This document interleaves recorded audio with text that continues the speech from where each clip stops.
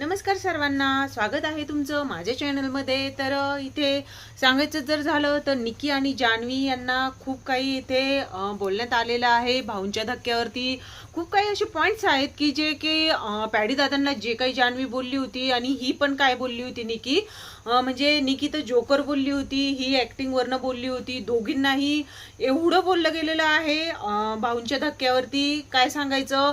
दर आठवड्याला ह्या दोघी जणी बोलणे खातातच आहे, तर ह्याही आठवड्यामध्ये बोलणं खाल्लं हे काय त्यांच्यासाठी वेगळं नाहीये। यांना खरं महेश मांजरेकर सरांसारखे किंवा सलमान खान सारखे असे होस्ट पाहिजे होते जे की लक्षात राहिलं पाहिजे। ही निकी जी आहे हिला सलमान खान खूप म्हणजे खूप चांगल्या पद्धतीने समजवत होते आणि ती समजतही होती, जसं की बिग बॉस 14 मध्ये हिंदीच्या सीझन मध्ये होती। तर जवळपास तसंच वागण्याचा प्रयत्न करतीये ती, पण इथे सांगायचं जर झालं तर जान्हवी तिचीच कॉपी करताना दिसून येते। तर दोघीही इथे बोलणे खाण्याच्याच लायकीचे आहेत आणि यांनी बोलणे खाल्लेली आहेत। म्हणजे खूप काही असे पॉइंट्स आहेत, जसं की आर्यासोबत ज्या काही वागल्यात दोघी जणी त्याबद्दलही त्यांना झापण्यात आलेलं आहे।